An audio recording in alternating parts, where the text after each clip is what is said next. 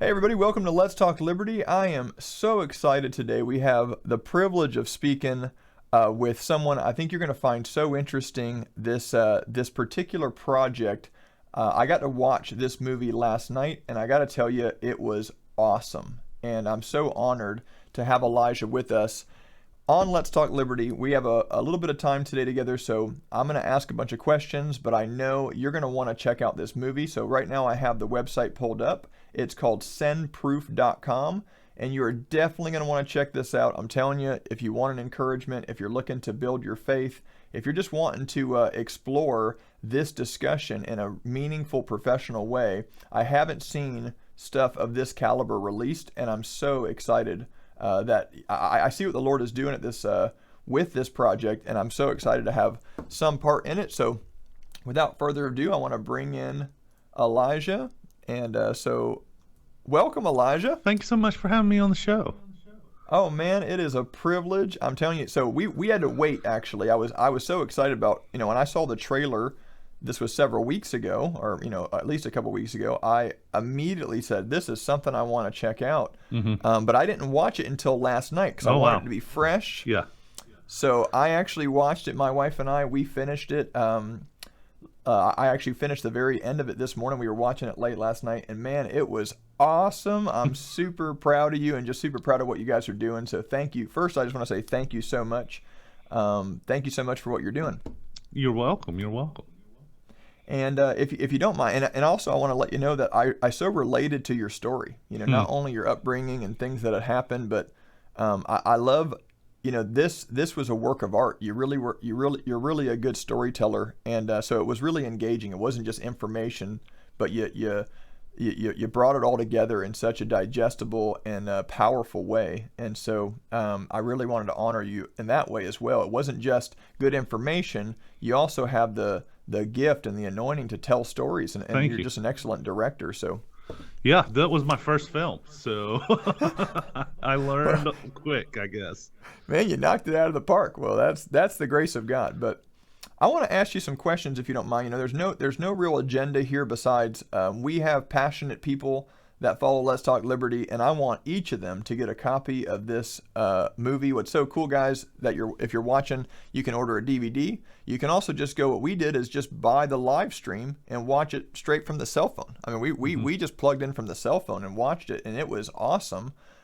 Really easy to do everything, and in terms of purchasing, and just immediately got the email and had the link, the live link to watch it.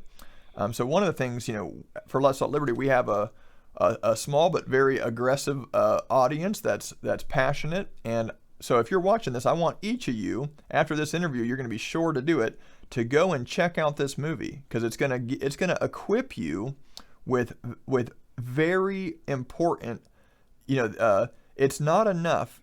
Personal testimony is great, but what I want you to see in this movie is it goes beyond that. And so that's what first, Elijah, if you don't mind, give us sort of the elevator pitch behind like the why you went into this, and sort of what are the big takeaways that the Lord showed you during this process. Well, briefly, what happened was I have wrestled with miracles my entire life. I grew up in a home, we believed in Jesus, but at the same time, Christian television, sometimes people would cross some boundaries and say things like God's going to heal you if you send him money, and that repelled me from believing in modern day miracles. I had faith in Jesus, and then I started serving in a charismatic church, and we would pray for people and see God do things that I think only God could do, but we didn't really try to verify stuff. I mean, churches aren't research centers, they're churches. And so I went to a ministry school, and when I did, my senior pastor left the faith, said there's no God, there's no evidence for miracles. I'm like, I think there is, and I think we just have to look a little bit harder. And so, yeah, the Lord took me on a crazy journey. I don't want to give away too many details, but I started looking, is there medical records for this stuff? How do we think about medical records? We had a team of researchers take cases into peer-reviewed medical journals even. And so that's the story of Sin Proof. Man, it's so powerful. And I'm with you. I don't want to give away too much. I want to leave a little bit of mystery for people to go and see for themselves because, again, you've done such a good job under 2 hours bringing this all together in such a powerful story. So, but there were some things that were really interesting to me. And I just Okay, kind of wanted to get maybe some, behind the scenes info from you. sure. First, one of the roles that I see you playing, and you touch on this in the film, is bridging that gap between the intellectual realm and your faith, your spiritual, your charismatic movement. Tell me a bit about have you found this to be a fruitful endeavor, or do you find like both camps are kind of resistant to the other? How's that been for you? Because I kind of see myself in a similar role, Hmm. and I'm just interested on a personal level. Have you found success bridging that gap Uh, between those two camps? at some level, yes. I think people are incredibly hungry for this. No one wants to believe a fairy tale, Yeah, but they want to know, is the God I've been taught real? And my entire culture is structured to tell me it's not. And so some people just turn their minds off and because they've had powerful experiences, and others go, I don't think that has to be the case. And it really wasn't the case in the church until the Great Awakenings. Prior to that, the church did a really good job of integrating the intellect and the supernatural. What happened was during some of the Great Awakenings, people were just like, let's evangelize as fast as we can and not focus on discipleship as much. And so the two began to split apart. And so the fact that we experience Christianity sometimes in anti-intellectual ways is just an anachronism of history. mm, It what you see in the early church is that the apostles die, so that's about 100 BC or AD, and then right after that we see the arise of the apologists who are writing the Greek emperors. We have letters from them from 100 AD writing the Greek emperors debunking all their gods, and then the church would go into temples and they would cast out demons and heal the sick. right. And so Christianity spread supernaturally and intellectually, and it was never a problem for us. Um, That's right. yeah. That's right. And I love one of the quotes, and again I don't want to give away too much, but one of the quotes that I loved, and I've been thinking it's so cool, kind of how the Lord restores things to the body of Hmm. Christ, and there's this certain I'm learning these things in my own life, and then I hear it in the movie, and it's so encouraging, and it sort of just reinforces what God's trying to show. I believe the body at large, and Bill Johnson had mentioned something like, faith is not. I don't want to misquote him here, but the idea was faith isn't this abandonment of intellectualism. It's not anti-intellectualism. It's actually, you're starting with the knowledge of God. So it's actually that highest level Hmm. of intellectualism, and that really resonated with me. And I think there's a lot of people, especially our audience, they find themselves in that camp where they don't want to just kind of be a part of the silly, wacky, don't think about things Hmm. side of Christianity. But they also don't want to be stuck in their head where everything has to be systematic and everything has to be, you know, um, logical or reasonable in the way the world approaches that. But they leave room for mystery. They leave Hmm. room for the supernatural as well. So I thought your film did such a good job of being really fair to both camps within Christianity. And now I want to transition to the other side that your film did, which I thought was bold but really helpful. And that's you had skeptics on screen, Sure. Yeah. and these weren't just low-level skeptics. These were, respected authors in the space, professors in the space. Tell me a little bit about that. What did you have any hesitancy when you were thinking about putting their ideas on screen, or how did that kind of come about? Because I thought that was a really smart decision, and I thought it was really well done. You didn't dishonor them. In other words, you didn't just make them seem like the bad guys. You gave Hmm. them a fair platform to Hmm. present their ideas without humiliation or any opposition. So anyway, tell me a little bit about that. What did you Well, what brought that decision about? there's a theological level and then there's a filmmaking level. I'll tell you the theological one. Everybody's created in God's image. Mm. and therefore we can see the bad or we can see the good. And Jesus taught us truth will set us free. And so I've just been raised. I was lucky. I was raised in a church that was very pro intellect. And so they just taught me listen to all sides and follow the truth where it leads, because that's what Jesus told us. The truth will set you Mm. free. And so I wanted to reach out to people who disagreed with me to hear their side. And if you don't do that in film, you end up making propaganda. And that's not what I wanted to do. I wanted to let them speak for themselves. And I wanted to intentionally pick people that I thought looked respectable. That, I can find the nuttiest Christians and I can find the nuttiest atheists and make any case I want as a filmmaker. Instead, what I wanted to do is like really challenge everything. And so, at an emotional level, you're exposing yourself to other people for them to critique your ideas.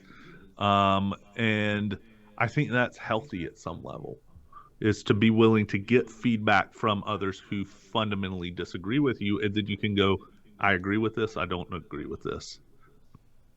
I really respected that decision. I thought it was, I thought it spoke to the confidence we should have in Christ, that the truth isn't afraid of discussion and it's Mm-hmm. quite comfortable bringing it on, Mm-hmm. and it wasn't, what I loved is that your posture wasn't aggressive. Mm-hmm. It was really refreshing to see that. And I so appreciated that. And I think the viewers will also appreciate it. It'll help people, it actually equip people to have those kinds of conversations with Mm-hmm. gentleness and respect, and not so Mm-hmm. trying to win an argument or beat people down. But what I saw on screen was a lot of honor, and it really, I thought, was a powerful demonstration of the Christ like life when it comes to engaging those outside, especially those in the intellectual space. Right.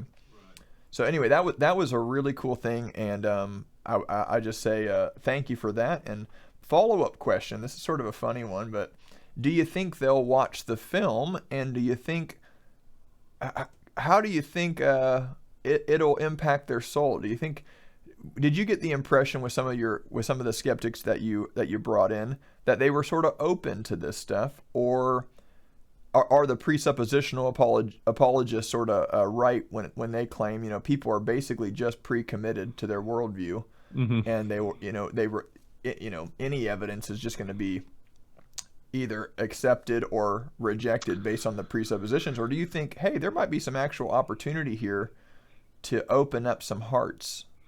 Well, I mean, it comes down to how you believe people are saved. Does God change the heart, or are you Arminian and go, grace is extended to all, and we all make a choice? And so that sets whether you believe in presuppositional apologetics versus evidential.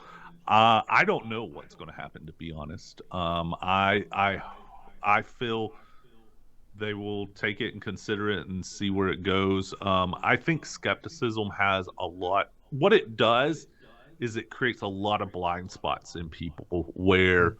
you can show evidence and people just go, "Well, I want to dismiss this." And I think you really have to talk to people about their epistemology. Like, how do you critically think about miracles? If you predefine,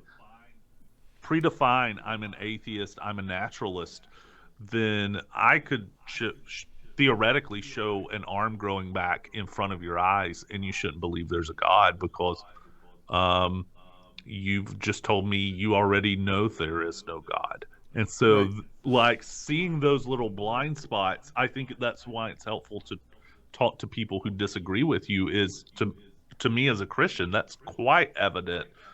To the skeptic, they're just going, I'm trying to be an intellectually honest person, and I don't want to get tricked.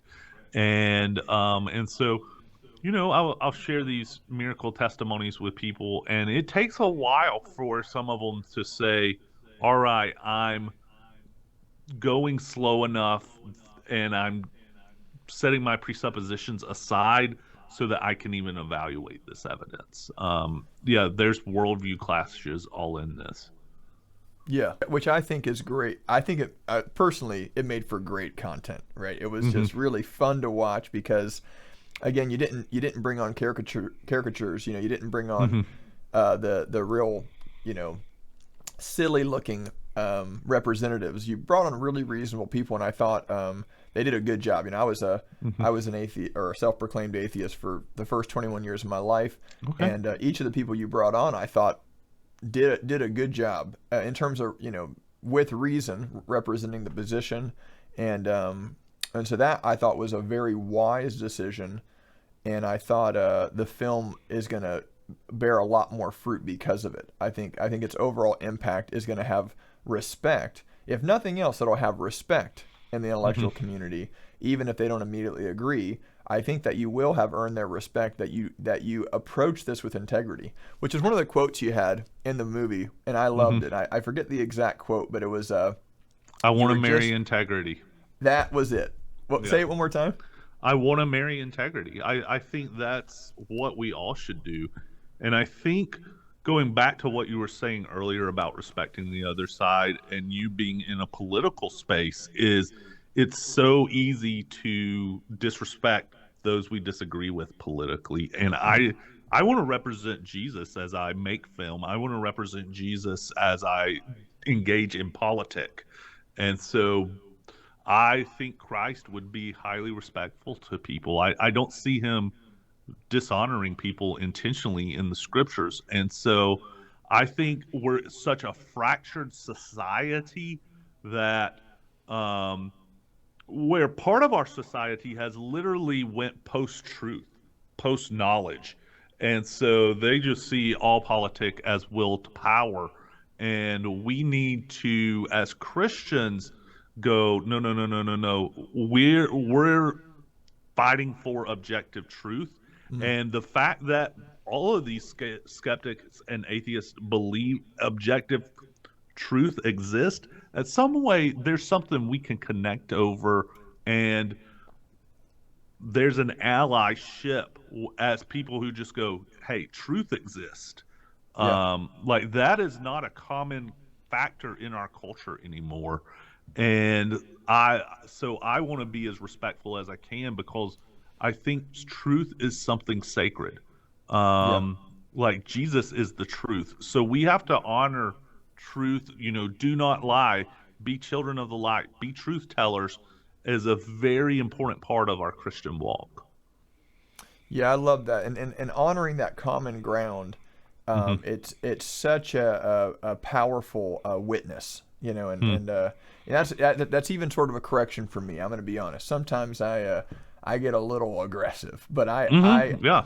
and I do think what not only what you're saying now, but what the film um, manifested, and you can see it on screen and you can tell it really ministered to me. So, again, for that, I say thank you. And for the viewers, you're just going to want to check it out because, obviously, this interview can inspire you, but when you see the discussion and the story unfold, it's just really powerful. So I don't want to cover too many questions because I want to leave some of that mystery. But I do have some more if you don't mind if you'll hang out with me for a little longer here. Sure. Um, I'm a big fan of the Bakers, Heidi and Okay. Roland Baker, Yeah. and you had some serious heavy hitters in this film, and on the faith side and on the skeptic side. Um, what was your sort of? Let me ask you this: did you have any people that didn't make the final cut, but that were part of the process that you really still is there? I know you have bonus material, and I didn't get to watch all the bonus material. Hmm. But did you end up? I saw, of course, Bill Johnson. I saw some awesome big, awesome names, Hmm. and amazing ministries that we've personally received so much from, and there's so Hmm. much honor there. But did you have anybody else in the film, maybe on the bonus material that you were really impacted by? And then I guess a follow up question on that thread is, what was your sort of favorite in the field moment? Not just sort of the Hmm. testimonies and recounting the stories, but what was sort of your favorite in the field moment during this process? Yeah. There were a lot of people that didn't make the cut from just people I interviewed on the streets, to cases that we filmed and we were trying to publish, and there was an anomaly in them that we went, this is not going to be a high enough standard to reach the audience we're trying to reach. And one of the goals of GMRI is when cases don't meet peer-reviewed publications, we don't like talk about it publicly just to, not dishonor people. Yep. But yeah, my favorite field moments was talking to Jacqueline Duffin. So she was the lady, she was the researcher who, hematologist, and she was given a case, and she starts researching it, and she's like, "There's no way this person lived." And Is this the bone marrow lady? yeah, yeah, Oh and my so goodness. yeah, and so Oh, that was. I talked to her, and I talked to her afterwards because she is not a believer, but she's like, I know miracles happen. Wow. And I've researched all of these at the Vatican. I would say these are some of the highest standards of science at the time. But in talking to her, she would kind of be like, "You Christians need to watch out for this." And I said, "What is it?" And she said, "One of the things that Christians tend to do when they bring science into miracle research is that they aren't discounting cases where people have been um, healed of something that there's a medical treatment for." So back in the day, all these cases would come into the Vatican for tuberculosis. There was no cure. And now there's a treatment for it, and there's vaccines. But in large parts of Africa, they don't have access to any of that stuff. And so if a person gets prayer and gets healed, Christians tend to throw that out as a miracle in their mind. And we only want these like super rare cases where there is no scientific cure at this time, and Mm. so on and so forth. And she's like, that's a bias you guys have that you need to watch out for, because there's a lot of things that would probably qualify as miracles under your own standards if you thought about this deeper. And Well, I see myself doing that sometimes. And so that I again, that's the benefit of talking with people you disagree with, is that they see something different, and I'm like, "Oh, that helps me think more clearly about miracles in modern times." that is really interesting. I'm glad you Hmm. shared that as well. Einstein has this quote. I'm not going to get it perfect now, but he says, you can live life in two ways. One as though everything's a miracle, and then one as though nothing's a miracle, Hmm. which is kind of like it's pretty cliche. It's kind of a cute Hmm. saying, but I really like how you guys define what a miracle is right in the beginning, because it was a very biblical definition. It spoke to um, the reality of what the Bible would describe as a miracle. So would you, if you don't mind, what is a miracle from from Elijah's perspective, from sin Yeah. proof?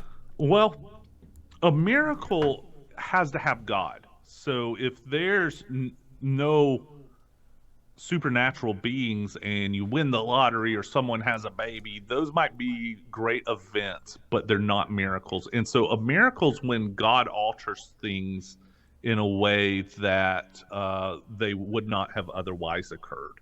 And so, um, and so then the problem becomes, how do I know if something's a miracle? And part of the problem we had to work through was there's all these things that mimic miracles that are natural: placebo effect, psychosomatic disorders, stuff of that nature.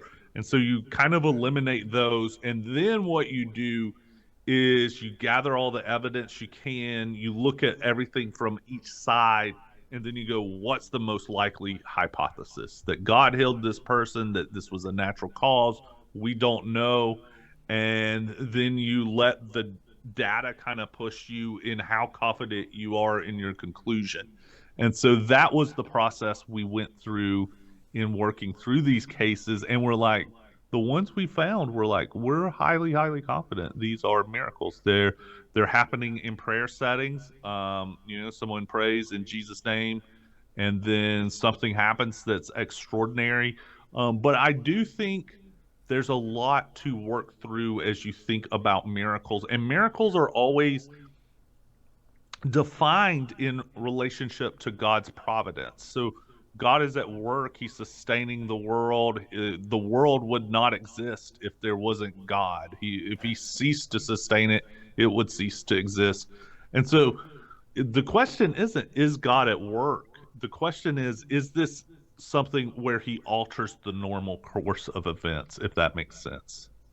Yeah, no, that's really helpful, and I thought you guys did just a great job defining that. Now, one of my Hmm. favorite parts of the film, and again, I'm gonna Hmm. talk about it just kind of um, at a superficial level because I want people to go and dig in and see it. But Hmm. one of the things that I thought was the most helpful revelation to come out of this project, I've never seen anybody talk about it. I've been fascinated with Christian film. You know, we've watched every Christian film that I know exists. We've watched, we've gobbled up, we've made film Okay. ourselves. Wow. I was we did our first movie back in 2017. It's called Finding Grace. We were the cinematographer, so I was the camera guy on it. Um, but we love film. We're big storytellers, and we love documentaries, especially like Hmm. yours, that are highly creative and not just a sequence of events or facts, but there's a story. There's a it's Hmm. your story, and I love that. So, but one thing I've never seen done, and I thought you guys did it so well, is you spoke about because you'll hear this a lot out of the skeptic community. If miracles are real, then why don't we see, this, and this? Hmm. And when you actually just think about that, what they're demanding as their burden of proof, what they're demanding as, it's actually Hmm. not so easy to come about. There's many factors, and I thought that the film captured that so well and provided such a reasonable and thorough explanation on why real miracles are happening all the time, but what people are wanting in terms of that x-ray before prayer, x-ray after, what people are wanting in terms of that kind of proof, it's not even a realistic ask in some sense. Oh, I still got you. Yeah, you're back. Yes. In a sense that x-ray before, then there's prayer, x-ray after. What they're Hmm. asking isn't really even a realistic ask, and so I don't want don't go into too much detail, but could you touch on that just a little bit, because your film does such a good job, Hmm. not just explaining that, but showing Hmm. why that is, and really Hmm. going deep in that. And I thought that was one of the most helpful and beautiful things about it. Well, yeah, part of it is people want scientific experiments, and I'm not against scientific experiments. I'm just saying that's not how the real world works. Yeah, that's Is right. someone gets prayer at a meeting and they get healed, and they had no expectation, for the 9 months before while they had this illness that they were going to get healed. Sometimes the test you would have need to given to be like, there's no naturalistic cause, uh, because a miracle's going to occur. Well, no one gives tests like that. No one's like trying to guess, well, maybe one day a miracle might occur. Let's do this test and charge the insurance company. And so there's lots of variables at play where if you set your standard too high, you're not going to be able to see a miracle. What we do in normal everyday life, this happens in courts all across the country, is we take the evidence and then we go, all right, here's all the evidence. Let's look at it from all directions. And then let's make a decision on what we think's most probable. And even in court, um, there's beyond the shadow of a doubt for a murder, but for a traffic ticket, it's just, do I think it's 51% more likely that this cop's telling the truth than, the person on the stand? And so, how you set your standards when you come to miracles is very important. And to be honest, I think the skeptical side just sets it at a ridiculous level where they're just not able to see miracles. Wow. Yeah, and I thought that was such a I'm so glad you guys went in that direction with the film. Hmm. I thought that was so helpful. Um, Hmm. And I won't take too much more of your time. I have one more on my heart, and I don't even know if it's a question, but I got to tell you, this was one of the most exciting things. It was one of the most encouraging things. And if you want to talk on it, you can. But we're a big fan of Sean Bowles, and a Hmm. big fan of what the Lord does through his ministry. And I just could not get over that word that was spoken over your life. Hmm. And let me ask you, have you had time to show him this since Hmm. then? And Hmm. how's that been? Has he been pretty excited about to see this Oh all come yeah, together? yeah. He actually invited us on his show, and so that's one of the drivers for me was having a prophetic word to make this Wow. thing. I did not realize how difficult it was to make film. And so I had this dream in my heart that I felt was a God dream. But I mean, there is no way I would have completed this if I wasn't highly confident the Lord was nudging me in this direction. And a part of it was the word God or Sean gave me. God spoke to me in a lot of other ways as well. And um, I think one of the things that really drove me was I wanted this film to be worship to God. Yeah. That's why I cared so much about the art in it is like you get one life and the goal is to worship God with all that you are. Mm. And so I wanted this film to like God, there's nothing I hold back, and we will put whatever it costs into this. We had to put a lot of our personal money to finish it out. We raised money on Kickstarter and then ran out. And it took years of my life, times where I couldn't work, Mm. to finish it out. And yeah, I just wanted to bless the world with it.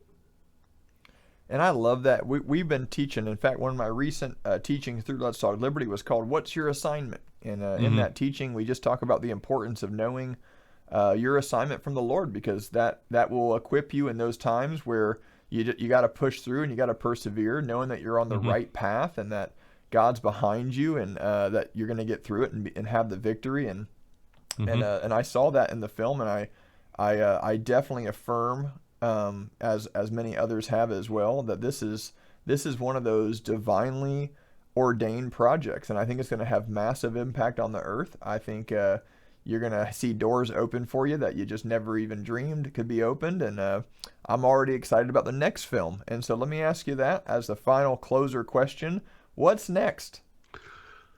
Oh, there's so many plans in my mind. I would love to do one on the demonic and mental illness Wow. and science. I think that one interests me a ton. So I hope maybe that will open up at some point. But right now, I'm just focused on getting the word out about the film. Yeah, and that's why we wanted to do this. The Lord spoke to us about a year ago and said, just use your platform to promote others as aggressively as you can, and then of course preach the word faithfully in season, out of season. So let's talk liberty. That's kind of our Hmm. heart, is to connect with people that are on assignment and just help you get where you're going. And so I'm gonna mute you. Do you have any last words for the Let's Talk Liberty audience before I close this out here? I would say this: watch the film because I hope what it does is two things. One, it builds your faith so that you go and pray for the sick. The thing that evidence should do to Christians is eliminate your excuse for not taking risk. The second is if you have a miracle that you want to send to our researchers, please do. The website is sendproof, SEND proof.com, and it will help us start publishing stuff in peer reviewed journals, which is a vision of mine because I think that transforms the conversation when evidence is presented at that level.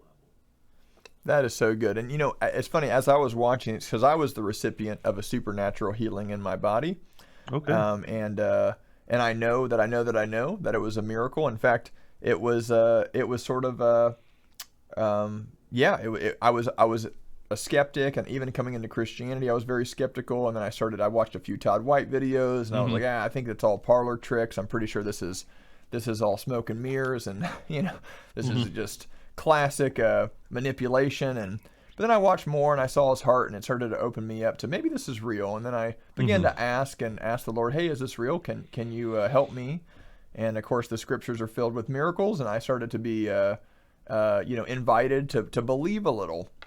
And one day I had an evangelist come in close to me, and so I decided I'm going to go. And I had been struggling with back and neck pain for over a decade from a car accident. But when as I was watching, and so I got supernaturally healed, and never had problems since then. Never had Oh, pain. I mean, wow. this was such a huge part of my life, that I just had integrated into my life. I'm always going to have back and neck pain. I'm always going to be uncomfortable. First thought in the morning, last thought before bed. It was just a part of me. And when I got supernaturally healed, obviously that builds your faith, like in a huge ways. You want to go out and share it. But as I was watching your movie, I started thinking, how could I prove that based on the burden of proof? Like, even if I wanted, I don't even remember the chiropractor name. Right. I was Right. in high school, and I had lived with that ailment for, like I said, over a decade. So even if I really wanted to go back and provide the evidence of the miracle, right now, and I'm not against it. I Mm-hmm. even considered it last night as I was watching. Like, I'd love to send in my testimony. Mm-hmm. Yeah, yeah, yeah. But it was just an interesting thought experiment. Like, how if with all my heart's intention to do it, how could I do it? How could I actually? And then I saw that's probably dozens of hours, and it might be totally fruitless. That chiropractor Mm-hmm. might have gotten rid of the X-rays. Mm-hmm. I just don't know if it's even possible, let alone is it plausible with the life I'm living with, 5 little Mm-hmm. children and a marriage and all this stuff. Anyway, it was an interesting point that the film made, is not all of these things have that, scientific method of option in terms of the how we validate the truth claim. Sure. Which I thought was really, really important for people, especially the skeptical people, to understand. It's not that we're afraid of science or we're afraid of data collection. It's just Mm-hmm. that sometimes the ask is unreasonable based on Mm-hmm. the actual reality of the situation. But so please do that, guys. If you've been a part, and I know, Let's Talk Liberty audience, I know some of you have, and even if you just send in your testimony, is that okay too, Elijah? Just to send in the Yes. testimony? Okay. And I want to add this. You don't need your records physically. If you will sign a piece of paper, our doctors can research that for you. And so what we wanted to do was to cut that portion out. So you just kind of sign something, and it's easier for doctors to get medical records than for patients. That's just the Wow. reality of the situation. So, That is a awesome service, because, man, I'm telling you, the moment I started thinking about it, I was like, I don't really want to mm-hmm. do the heavy lifting, but you guys are Yeah. doing it for people. That's Yeah. amazing. Wow. Well, thank you so much for joining us. Now I'm going to switch back over to your website and do a little closing, but don't get off the call, because I want to talk to you just for a second. So Perfect. just hang tight. I'm going to wrap this up, and but thank you so much for coming. And let me just put this back on full screen. So, guys, if you enjoyed this broadcast, if you want to check out the movie, and if you want, and there's a ton of other stuff on this website, by the way. It doesn't stop at just the movie. There's tons of resources. There's training resources. There's bonus features and things like that. So please go and peruse this site. It's sendproof.com. You can see it on the screen right there. SENDPROOF.com. And I'm telling you, you will not regret this hour and 40-minute investment. Is going to be well worth your time. And so I fully expect, Let's Talk Liberty, we support everybody that comes on this broadcast. I fully expect you to go and support Brother Elijah and all that he's doing, and connect to this ministry. I want you to pray for this ministry. I want you to pray that the Lord would open doors, supernatural doors of favor, that this man would have stages and audiences that exceed his wildest imaginations. I want you to pray in the direction of supernatural promotion over Elijah and this ministry. This is very important, and I want you to see it's very important.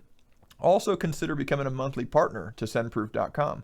Put your resources in what God is doing on the earth, and I promise you, you won't be disappointed.